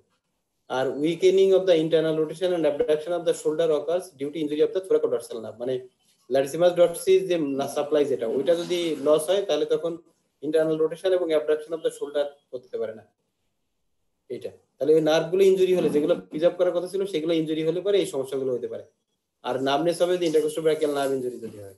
তাহলে এইগুলো তুমি যদি ওই ইয়েটা মনে রাখো তাহলে পরে এই কমপ্লিকেশনস গুলো মনে রাখা সহজ। এখানে দেখো পোস্ট মাস্টেক্টমি লিম্ফিডিমা, এই হাতটার তুলনায় এই হাত একেবারে অনেকখানি ফুলে গেছে, এটা হলো লিম্ফিডিমা। এখানে এরপরে দেখো যে একটা আমরা বলছিলাম মাস্টেক্টমি ছাড়া আরেক রকম সার্জারি করা যায়, সেটা হলো breast conservative surgery. Breast conservative surgery এটা কখন কি করা হয়, একটা হলো ইন্ডিকেশন হচ্ছে যদি lump less than 4 centimetre, clinically negative axillary nodes, adequate size breast to allow proper radiotherapy to breast. এইরকম যদি থাকে যে একটা লাম্প, ছোট সাইজের লাম্প কোনো অ্যাক্সিলারি লিম্ফ নোড পালপেবল না এবং অ্যাডিকুয়েট সাইজ ব্রেস্ট, বড় সাইজের ব্রেস্ট, সেই সব ক্ষেত্রে তোমার এই ব্রেস্ট কনজারভেটিভ সার্জারি করা যায়। ব্রেস্ট কনজারভেটিভ সার্জারি যেটা, এটাকে wide local excision with tumour 1 centimetre clearance margin, এটা নিয়ে এটাকে লাম্পেক্টমি অথবা কোয়াড্রান্টেক্টমি বিভিন্ন ভাবে করা যায়। এই টার্মগুলো একটু জেনে রাখো, তাহলে সেটা হবে। লাম্পেক্টমি বেসিক্যালি এটা লাম্প রিমুভ করা, এটা বিনাইন কেসে বেশিরভাগ সময় এই টার্মটা ইউজ হয়। আর quadrantectomy involves removing the entire segment of the breast that contains the tumour, এটাই হলো কোয়াড্রান্টেক্টমি। এখন আসো যে মানে ব্রেস্টের তো ব্যবস্থা হলো, এখন হচ্ছে যে অ্যাক্সিলাতে কি কি ম্যানেজমেন্ট দেওয়া যায়, অ্যাক্সিলাতে কি কি সার্জারি করা যায়। একটা হলো সেন্টিনেল নোড বায়োপসি করা যায়, অ্যাক্সিলারি স্যাম্পলিং করা যায়, অ্যাক্সিলারি ক্লিয়ারেন্স করা যায়, এবং এখানেই যে টার্মটা আসছে level 1, level 2 and level 3। Sentinel node বায়োপসির উপরে কয়েক কথা তোমাদের একটু জানা দরকার। সেন্টিনেল নোড বায়োপসি কি জিনিস, এটা কারো কোনো আইডিয়া আছে? সেন্টিনেল নোড বায়োপসি, এটা তো বেলি ল্যাবে কিন্তু অনেক বড় একটা ইয়ে দেওয়া আছে সেন্টিনেল নোড বায়োপসির ব্যাপারে। ফাস্ট লিম্ফ নোড, হ্যাঁ হ্যাঁ sir draining fast lymph node যেটা স্যার, সেটাকে ডিটেক্ট করা এবং সেই অনুযায়ী সেটাকে ইয়ে করা, এটা এর ইম্পর্টেন্সটা কি? সেন্টিনেল নোড বায়োপসির ইম্পর্টেন্স কি? স্যার লিম্ফ নোড মানে কোনটা থেকে কোনটায় যাচ্ছে স্যার এটা বোঝার জন্য।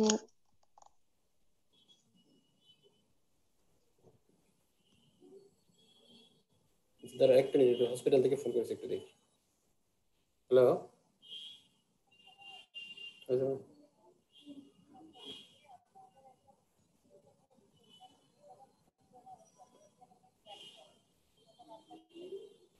হ্যাঁ ওটা ওই যে 4টার দিকে রাখো, 4টা কিরণকে বলে রাখো।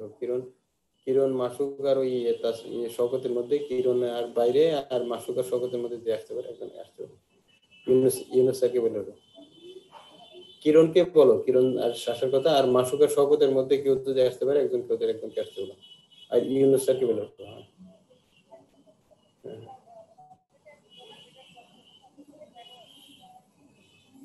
হ্যাঁ একজন ডোনার থাকতে বলে।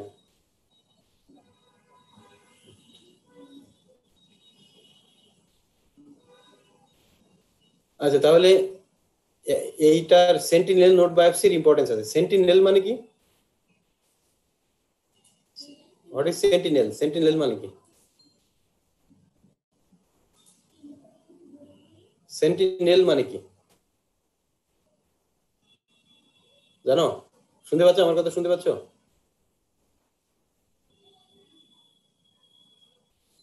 মাওয়া? জি স্যার শুনতে পাচ্ছি। মাওয়া বলো সেন্টিনেল মানে কি? স্যার সেন্টিনেল লিম্ফ নোড মানে হচ্ছে ড্রেনিং ফার্স্ট লিম্ফ নোড, মানে টিউমার থেকে প্রথম যে লিম্ফ নোডটা ইনভলভ হবে হওয়ার কথা সেটা হলো সেন্টিনেল নোড। ঠিক আছে, ভেরি গুড। ঠিক আছে, মোটামুটি এটা আইডিয়া তোমাদের একটা আছে বলেই মনে হচ্ছে। Very good. এখানে দেখো একটা ছবি দেওয়া আছে, এটা দেখে একটু বোঝার চেষ্টা করো। সেটা হলো, এটা ধরো একটা টিউমার, প্রাইমারি টিউমার হলো এই জায়গাটা। তো আমরা ওইখানে দেখছিলাম যে যে টিউমার এই লিম্ফেটিক ড্রেনেজের একটা ডিস্ট্রিবিউশন আছে, যে কোন জায়গায় টিউমার কোন জায়গায় যাওয়ার কথা, বা কোন জায়গায় লিম্ফেটিক ভেসেল কোন জায়গায় ড্রেন করে। এবং ব্রেস্ট ক্যান্সার গুলো সবসময় ইউজুয়ালি 97% ক্ষেত্রে ওরা ওই প্রোটোকলই ফলো করে, মানে যেখানকার ওটা যেখানে যাওয়ার কথা ওরা ওইখানেই যায়। আশেপাশে যে ড্রেনিং এরিয়া আছে ওইখানেই প্রথমে যায়, তারপরে এখান থেকে সেকেন্ড নোড যেটা সেখানে যাবে, তারপরে গিয়ে থার্ড মানে পরের গ্রুপে যাবে। তো সেন্টিনেল লিম্ফ নোড বায়োপসির ইম্পর্টেন্সটা হলো সেইখানেই, যে ধরো এখানে যদি টিউমার হয় তাহলে আমি যদি অ্যাজিউম করতে পারি যে এটা কোথায় যাওয়ার কথা, আমি যদি ওই জায়গায় লিম্ফ নোডকে নিয়ে যদি বায়োপসি করি এবং দেখি যে ওইটা নেগেটিভ আছে, তাহলে 97% ক্ষেত্রে পসিবিলিটি হলো এটা আর বাকি কোনো জায়গায় যায়নি। এবং সেই ক্ষেত্রে আমি রেস্ট অফ দ্য এরিয়া আর অ্যাক্সিলার ডিসেকশন করে এসব কিছু পেশেন্টের মরবিডিটি বাড়ানোর আর প্রয়োজন থাকবে না। সেটাই হলো মানে সেন্টিনেল নোড বায়োপসির ইম্পর্টেন্স। আমি এই জিনিসটা বোঝাতে পারলাম কিনা? এখানে দেখো spread by skipping the sentinel node is less then 3%, মানে এই যেখানে যাওয়ার কথা এটা ছাড়া অন্য জায়গায় যাওয়ার সম্ভাবনা লেস দেন 3%। তার মানে যেখানে এই ড্রেনিং এরিয়ার লিম্ফ নোড গুলো যদি মানে আমরা বায়োপসি করে দেখি যে ওইখানে কোনো ক্যান্সার নেই, তাহলে সেই ক্ষেত্রে আমার আমরা ধরে নিব যে এটা অন্য জায়গায় অন্য কোনো এরিয়াতে বা স্প্রেড করার সম্ভাবনা লেস দ্যান 3%, মানে এটা আমি রেস্ট অফ দ্য এরিয়াকে আর ডিস্টার্ব করব না, কারণ অ্যাক্সিলারি ডিসেকশনের পরে পেশেন্টের এই যে লিম্ফিডিমা ডেভেলপ করে। তো সেই কারণে এটার গুরুত্বটা হলো ওই জায়গায় যে আমি যদি সেন্টিনেল নোড বায়োপসি করতে পারি এবং যদি দেখি যে ওইখানে ক্যান্সার স্প্রেড করেনি, তার মানে আমি ধরে নেব যে এটা বাকি কোনো লিম্ফ্যাটিক এরিয়াতেও যায়নি, আমি আর অ্যাক্সিলাতে আর কোনো ডিসেকশন করব না। সেন্টিনেল মানে হলো প্রহরী, প্রহরী গার্ড। এখানে তাহলে ওই কথাগুলো আছে। Sentinel is the first node involved by tumour cell and presence or absence of its histological involvement will give a predictive idea about the further spread of the tumor to other nodes. If sentinel node biopsy is negative, further nodal dissection can be avoided. এটা একই কথা, যে আমি যদি ওইটা biopsy করে দেখি যে ওইখানে কোনো ক্যান্সার নাই, তার মানে আমার আর বাকি এরিয়াগুলো বা লেভেল 1 লেভেল 2 ডিসেকশনের প্রয়োজন হবে না। এটাই হলো সেন্টিনেল নোড বায়োপসির মানে ইম্পর্টেন্স। এটা ইন্ডিকেশন কি কখন করা হয়, যে যখন মানে স্মল আর্লি ব্রেস্ট ক্যান্সার যেটা T1 T2 without clinically palpable nodes. Clinically palpable node থাকলে আর সেন্টিনেল নোড বায়োপসির কোনো গুরুত্ব নেই, ঠিক আছে। আর এটা হলো ক্লিনিক্যালি পালপেবল নোড থাকলে এটা করা যাবে না, ফোকাল মাল্টিসেন্ট্রিক টিউমারেও এটা করা যাবে না। এটা কি করা হয়, বেলি ল্যাবে একটা ছবি দেওয়া আছে দেখো, যে প্রথমে এক ধরনের ডাই দেওয়া হয়, যেখানে ক্যান্সার সেই জায়গাতে সেই এরিয়াতে একটা ডাই দেওয়া হয়। ডাই দেওয়ার পরে সেটা ওই কোন জায়গায় বরাবর গেল সেই জায়গায় লিম্ফ নোডকে, যেখানে এক রকমের ডাই দেওয়াতে ওটা ওই ব্লু কালার হয়ে গেছে, এই যে কালার চেঞ্জ হয়ে গেছে, ওই লিম্ফ নোডকে নিয়ে তখন হিস্টোপ্যাথোলজি করা হয়। হিস্টোপ্যাথোলজি করে যদি দেখা যায় যে এইখানে এটা যায়নি বা স্প্রেড করেনি, তাহলে বাকি অ্যাক্সিলা বা বাকি এরিয়াতে আর ডিসেকশনের কোনো প্রয়োজন হবে না। এটাই হলো সেন্টিনেল নোড বায়োপসি। মানে জিনিসটা মোটামুটি একটা আইডিয়া থাকলেই হবে। এই বায়োপসি শুধু যে ব্রেস্ট ক্যান্সারে করা হয় তা না, অন্য অনেক জায়গায় করা হয়, যেমন কার্সিনোমা পেনিস, ম্যালিগন্যান্ট মেলানোমা, এগুলোতেও সেন্টিনেল নোড বায়োপসি করা হয়। এখন আসলে অ্যাক্সিলারি ডিসেকশন জিনিসটা কি, অ্যাক্সিলারি ডিসেকশন বা অ্যাক্সিলারি ক্লিয়ারেন্স, এটা জিনিসটা কি? এটা হলো যে ইন্ডিকেশন কখন করা হয় অ্যাক্সিলারি ডিসেকশন বা অ্যাক্সিলারি ক্লিয়ারেন্স। এটা ক্লিনিক্যালি পালপেবল অ্যাক্সিলারি নোড যদি থাকে, when FNAC of the lymph node or sentinel node biopsy proved malignant, তখন অ্যাক্সিলারি ক্লিয়ারেন্স করতে হবে। এবং এই যেটা আগে একটু বলার চেষ্টা করছিলাম আমরা, লেভেল 1 লেভেল 2 হলো এই যেটা হলো পেক্টোরালিস মাইনর মাসেল। এই পেক্টোরালিস মাইনর মাসেল লেভেলে যেগুলো আছে তারা হলো লেভেল 2, আর এর ল্যাটারালি যারা আছে এরা হলো লেভেল 1, আর এর মিডিয়ালি যারা আছে তারা হলো লেভেল 3। এখানে দেখো usually level 1 and level 2 nodes are removed. এটা হলো কমনলি যেটা করা হয় লেভেল 1 লেভেল 2 এটাই। আর শুধুমাত্র যে মডিফাইড রেডিক্যাল বা রেডিক্যাল মাস্টেক্টমিতে লেভেল 3 ডিসেকশন করা হয়, এইদিকে কমনলি যাওয়া হয় না। তাহলে এইখানে যেগুলো আছে অ্যান্টেরিয়র গ্রুপ, পোস্টেরিয়র গ্রুপ এবং যে ল্যাটারাল গ্রুপ, এগুলো হলো লেভেল 1, ঠিক আছে। এখানে দেখো যে সি মানে হলো সেন্ট্রাল গ্রুপ, সি হচ্ছে পেক্টোরাল গ্রুপ, সি হচ্ছে পেক্টোরাল গ্রুপ মানে ইন্টারপেক্টোরাল যেগুলো, আর বি হচ্ছে গিয়ে সেন্ট্রাল গ্রুপ। সেন্ট্রাল গ্রুপ হচ্ছে গিয়ে তোমার লেভেল 2 এর মধ্যে পড়ে। আর লেভেল 3 তে পড়বে হলো যে এই ডি যেটা এপিক্যাল গ্রুপ, এপিক্যাল গ্রুপ। তার মানে সেন্ট্রাল গ্রুপ হলো লেভেল 2, এপিক্যাল গ্রুপ লেভেল 3, আর বাকি যে তিনটা আছে অ্যান্টেরিয়র, পোস্টেরিয়র এবং ল্যাটারাল, এরা হলো লেভেল 1। এটাই হলো তোমার মানে ইয়ের লেভেল 1, লেভেল 2 এবং লেভেল 3 এর হিসাব। এখানে আরেকটা ছবি আছে দেখো, এটা হলো পেক্টোরালিস মাইনর মাসেল, এর পিছনে যেগুলো আছে এরা হলো লেভেল 2, আর এইদিকে যেগুলো আছে যে অ্যান্টেরিয়র, পোস্টেরিয়র এবং ল্যাটারাল, এরা হলো লেভেল 1, আর এইখানে যেটা আছে অ্যাপিক্যাল গ্রুপ, এরা হলো লেভেল 3, ঠিক আছে। এখানে আবার একই রকম একটা ছবি দেওয়া আছে, পেক্টোরালিস মাইনর মাসেলের নিচে যারা আছে তারা হলো লেভেল 2, আর এর বাইরে যারা তারা 3 এবং 1। এখানে spread restricted to level 1 nodes carries better prognosis, 2 হলে খারাপ, 3 হলে আরো খারাপ। এখন আসলে radiotherapy of the carcinoma of the breast, কখন রেডিওথেরাপি দেওয়া হয়? Radiotherapy to the chest wall and axilla after mastectomy দেওয়া হয় হলো যদি টিউমার T3 মানে মোর দ্যান 5 সেন্টিমিটার টিউমার হয়, অথবা 4 অর মোর পজিটিভ নোডস থাকে, অথবা এক্সটেন্সিভ লিম্ফোভাস্কুলার ইনভেশন থাকে, তখন এই চেস্ট ওয়াল এবং অ্যাক্সিলা এরিয়াতে রেডিওথেরাপি দেওয়া হয়। আর ব্রেস্ট কনজারভেটিভ সার্জারির পরে অবশ্যই রিমেইনিং ব্রেস্ট টিস্যুতে অবশ্যই রেডিওথেরাপি দিতে হবে। Radiotherapy to remaining breast tissue is a must after conservative breast surgery. ওই যেটা বলা হয়েছিল যে কোয়াড্রান্টেক্টমি অথবা লাম্পেক্টমি বা ওয়াইড লোকাল এক্সিশন, ওই সব সময়ে rest of the breast tissue যেটা আছে সেখানে রেডিওথেরাপি দিতে হবে। আর অ্যাডজুভেন্ট সিস্টেমিক থেরাপি যেটা আছে হরমোন থেরাপি এবং কেমোথেরাপি, এই দুইটার ব্যাপারে যেটা আছে কতগুলো অল্প কয়েকটা কথা। হরমোন থেরাপি কখন দেওয়া হয়? যখন ইস্ট্রোজেন প্রজেস্টেরন পজিটিভ পেশেন্ট, মানে ইআরপিআর রিসিপ্টর পজিটিভ পেশেন্ট যেগুলো আছে তাদের ক্ষেত্রে দেওয়া হয়, অথবা মেটাস্টেটিক ব্রেস্ট ক্যান্সারে দেওয়া হয়। কি কি হরমোন ইউজ করা হয়? ট্যামোক্সিফেন, এলএইচ আর এইচ অ্যাগনিস্ট এগুলো।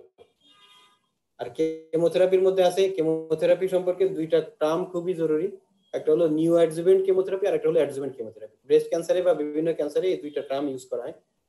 তাহলে নিউ অ্যাডজুভেন্ট কেমোথেরাপি মানে হলো কোনটা? তোমাদের কি জানা আছে নিউ অ্যাডজুভেন্ট কেমোথেরাপি কোন জিনিস? বলো তো একজন।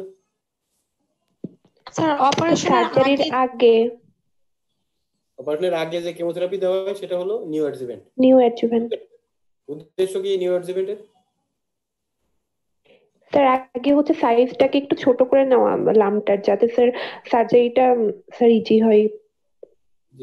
ডাউন স্টেজ করা, তাই তো? ডাউন স্টেজিং করা। অ্যাডজুভেন্ট হলো অপারেশনের পরে যে কেমোথেরাপি দেওয়া হয় সেটা হলো অ্যাডজুভেন্ট। এগুলো ওই যে কেমোথেরাপি কখন কখন দেওয়া হয়? All node positive patient, presence of poor prognostic sign of any tumour, যেমন ভাস্কুলার আর লিম্ফেটিক ইনভেশন, হাই নিউক্লিয়ার আর histologic grade, negative tumour receptor status, আর advanced carcinoma of the breast. কি কি ড্রাগ ইউজ করা হয়? বেলিলাভে এটা দেওয়া আছে সিএমএফ, সাইক্লোফসফামাইড, মেথোট্রেক্সেট, 5-fluorouracil, কিন্তু বাস্তবে এইগুলো এখন আর বেশি একটা ইউজ হয় না, অন্য আরো অনেক ড্রাগ আছে যেগুলো ইউজ হয়। এখানে দেখো একটা শব্দ আছে টয়লেট মাস্টেক্টমি। এটা হলো যে লোকালি অ্যাডভান্স টিউমারের ক্ষেত্রে উইথ ব্রেস্ট, মানে লোকালি অ্যাডভান্স টিউমার যদি হয় শুধুমাত্র পেশেন্টের কষ্ট কমানোর জন্য যে পেলিয়েটিভ মাস্টেক্টমি করা হয় সেটাই হলো টয়লেট মাস্টেক্টমি। এটা দিয়ে শেষ করবো আমরা breast reconstruction after mastectomy. Breast reconstruction mastectomy তো ধরো হয়ে গেল, চিকিৎসা হয়ে গেল। এখন ব্রেস্ট রিকনস্ট্রাকশনের ক্ষেত্রে কতগুলো এটা ইমিডিয়েটলি করা যেতে পারে জাস্ট আফটার মাস্টেক্টমি, অথবা ডিলেড করা যেতে পারে আফটার অ্যাটলিস্ট 3 মান্থস, মানে সাথে সাথে রিকনস্ট্রাকশন করা যায় অথবা কমপক্ষে 3 মাস পরে গিয়ে রিকনস্ট্রাকশন করা যায়। মেথডস অফ রিকনস্ট্রাকশন কতগুলো হতে পারে? একটা হলো insertion of the breast implant or expander, আর একটা হতে পারে মায়োকুটিনাস প্লাগ। এই দুটোই কমনলি করা হয়, আমাদের দেশেও কিন্তু এগুলো হয়। তাহলে ইমপ্লান্ট বা এক্সপ্যান্ডার ইউজ করার ক্ষেত্রে এটা সিলিকন জেল, একরকম জেল পাওয়া যায়। এই সিলিকন জেল এটা দুইভাবে ইয়ে করা যেতে পারে। একটা হলো পেক্টোরালিস মাসেল যেটা আছে তার নিচে, এই যে পেক্টোরাল মাসেল যেটা আছে তার ডিপে এখানে বসানো যায়, সেটা হলো একটা ইয়ে। আর আরেকটা হতে পারে যে যদি পেক্টোরাল মাসেল না থাকে সেই ক্ষেত্রে জাস্ট স্কিনের নিচে এটা বসানো যায়, সাবকিউটিনিয়াস অথবা সাবপেক্টোরাল বা সাবমাস্কুলার, দুই রকম। আর মায়োকুটিনিয়াস ফ্ল্যাপ যেটা, এটা কমনলি দুইটা ফ্ল্যাপ ইউজ করা হয়, একটা হলো এলডি ফ্ল্যাপ, একটা হলো ট্রাম ফ্ল্যাপ। এলডি ফ্ল্যাপ মানে ল্যাটিসিমাস ডরসি ফ্ল্যাপ। এখানে যে ল্যাটিসিমাস ডরসি মাসেল আছে তার একটা পার্ট অফ দ্য স্কিন এবং সহ ওই মাসেলকে তার ব্লাড সাপ্লাই ঠিক রেখে, এই যে থোরাকোডর্সাল ভেসেল দিয়ে এই মাসেলটা সাপ্লাইড হয়, তাহলে ওই ভেসেল ঠিক রাখা হবে এবং মাসেলকে ব্যাক থেকে টেনে নিয়ে এটাকে এই সামনের দিকে, পিছন থেকে নিয়ে এই যে সামনে আনা হয় স্কিন সহ, এই যে স্কিন মাসেলের উপরে যে স্কিন আছে এই স্কিন সহ এই ব্লাড ভেসেল ঠিক রেখে ব্লাড ভেসেলটা এদিক দিয়ে আসে, ফলে এটাকে এখান থেকে রোটেট করে সামনে নেওয়া হয়। সামনে নিয়ে এখানে একটা প্রস্থেসিস বা একটা ইমপ্লান্ট দেওয়া হয়, ইমপ্লান্টের উপরে এই মাসেলটাকে প্লেস করা হয় স্কিন সহ। পরে একটা ছবি দেখো তাহলে বুঝতে পারবা। ধরো এই পেশেন্টের এইটা হলো ব্যাক সাইডের এখান থেকে এই মাসেল এবং এই স্কিন, এই অংশ স্কিন নেওয়া হচ্ছে, নিয়ে ওইটাকে রোটেট করে এই মাসেল এবং এই স্কিনটাকে এখান দিয়ে তার ব্লাড ভেসেল আসছিল, এই ব্লাড ভেসেল ঠিক রাখতে হবে, রেখে এই মাসেল এবং স্কিনকে এটাকে অ্যান্টেরিয়রলি নিতে হবে। এখানে যদি এই পেশেন্টের, এটা তো গ্রাফিক্যাল আর এটা হলো অরিজিনাল ছবি, দেখো এখান থেকে এটা মাসেলটাকে কাটা হয়েছে পিছন থেকে, এটা নিয়ে এদিকে ডিপে একটা টানেল করে সেই এই স্কিনটাকে, এইটা হলো ওই পাশের ওই স্কিন, ল্যাটিসিমাস ডরসির স্কিন, আর এর নিচে আছে মাসেল এবং তার নিচে একটা এক্সপ্যান্ডার, একটা উঁচু করার জন্য একটা এক্সপ্যান্ডার মানে জেল, সিলিকন জেল ইমপ্লান্ট বা কোনো কিছু দেওয়া হয়েছে। দেওয়ার পরে তারপরে এটাকে আবার এই স্কিনটাকে এটার সঙ্গে স্টিচ করে দেওয়া হয়েছে। এটা একটা এখানে একটা ব্রেস্টের শেপ নিবে। এটা হলো এলডি ফ্ল্যাপ, ল্যাটিসিমাস ডরসি ফ্ল্যাপ। আর আরেকটা আছে হলো tram flap, transverse rectus abdominis muscle. যে রেকটাস অ্যাবডোমিনিস মাসেল এখান থেকে নিয়ে এটাকে এর উপরে নিয়ে যাওয়া হয়। রেকটাস অ্যাবডোমিনিস মাসেলকে এখান থেকে ব্লাড সাপ্লাই এদিক দিয়ে আসে, সুপিরিয়র এপিগ্যাস্ট্রিক ভেসেল, এখান থেকে ব্লাড সাপ্লাই আসে, এখান থেকে মাসেল এবং স্কিনের একটা অংশ এখান থেকে কেটে নিয়ে এখান থেকে এরকম ভাবে রোটেট করে এখানে নিয়ে এটা ব্রেস্ট একটা শেপ তৈরি করা। এখানে দেখো আরেকটা ছবি আছে, এখানে এই মাসেলটাকে এখানে স্কিন সহ নিয়ে এই ব্লাড ভেসেলের উপরে ভর করে এখান থেকে কেটে নিয়ে এই যে ওই আগের ছবিটা খেয়াল করো, এখান থেকে মাসেল কেটে নিয়ে ডিপের টানেল করে এরকম ভাবে এখানে নিয়ে এটা শেপ মানে তৈরি করা হচ্ছে আর কি মাসেল সহ। এই পেশেন্টেরই পরবর্তী সময়ের ছবি হলো এটা। ঠিক আছে, এই পর্যন্তই। তোমাদের কোনো প্রশ্ন আছে? স্যার মাস্টেক্টমির ক্ষেত্রে স্যার লিমফেডিমা যে কমপ্লিকেশন স্যার ওটা তাহলে প্রিভেন্ট করার জন্য বা ওটার ক্ষেত্রে ট্রিটমেন্ট কি করব? লিমফেডিমার ক্ষেত্রে তো এটা ট্রিটমেন্ট ডিফিকাল্ট। মাস্টেক্টমির পরে লিমফেডিমা যত কম হয়, মাস্টেক্টমির পরে যদি রেডিওথেরাপি দেওয়া হয় তাহলে লিমফেডিমা বেশি হয়।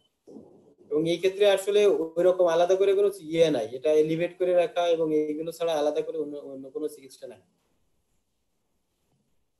লিমফেডিমা খুবই একটা মানে কষ্টকর কমপ্লিকেশন এবং এরপরে একটা সময় কি এখানে সার্কোমা ডেভেলপ করে, লিমফ্যাঞ্জিও সার্কোমা ডেভেলপ করে। কমপ্লিকেশন গুলো তোমাদের ইয়েগুলো মুখস্থ করতে হবে যে এই কমপ্লিকেশন হইতে পারে, এবং বিশেষ করে নার্ভ গুলো ইনজুরি হলে কি কি হতে পারে সেটা জিজ্ঞাসা করবে। লং থোরাসিক নার্ভ ইনজুরি হলে কি হবে, থোরাকোডর্সাল নার্ভ ইনজুরি হলে কি হবে, ইন্টারকোস্টোবাইকাল নার্ভ ইনজুরি হলে কি হবে, কমপ্লিকেশন এর মধ্যে ওইগুলো জিজ্ঞাসা করবে আর কি। আর কারো কোনো প্রশ্ন আছে?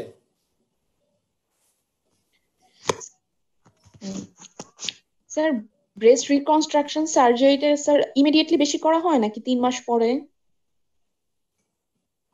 আমাদের দেশে আসলে রিকনস্ট্রাকশন খুব বেশি করা হয় তা না, এবং যারা করে বেশিরভাগই পরেই করে, ইমিডিয়েট খুব একটা বেশি তো আমি এই ব্রেস্ট রিকনস্ট্রাকশন আমি বেসিক্যালি নিজে কখনো করিনি, বা যারা কেউ করেছে ওদের সঙ্গে কোনো সময় কাজ করেছি তাও না, কিন্তু খুব যে বেশি হয় তা না। প্লাস্টিক সার্জারির কয়েকজন আছে, ওনারা বোধহয় করে ঢাকা মেডিকেল কলেজে করে। আমি প্লাস্টিক সার্জারিতে কিছুদিন কাজ করেছি কিন্তু কোনোদিন ব্রেস্ট রিকনস্ট্রাকশনে পার্টিসিপেট করিনি। তো আসলে ওই মানে এটা কিভাবে বা কখন করে এটা জানি না, থিওরিটিক্যাল নলেজটাই যেটা আছে বই আমি ওটাই তোমাদেরকে দিয়েছি। খুব একটা বেশি হয় এরকম মনে হয় না।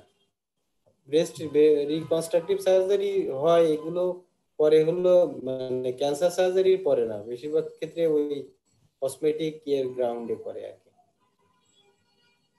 ক্যান্সার সার্জারির পরে ব্রেস্ট রিকনস্ট্রাকশন খুব একটা বেশি আমাদের দেশে আমি শুনি না।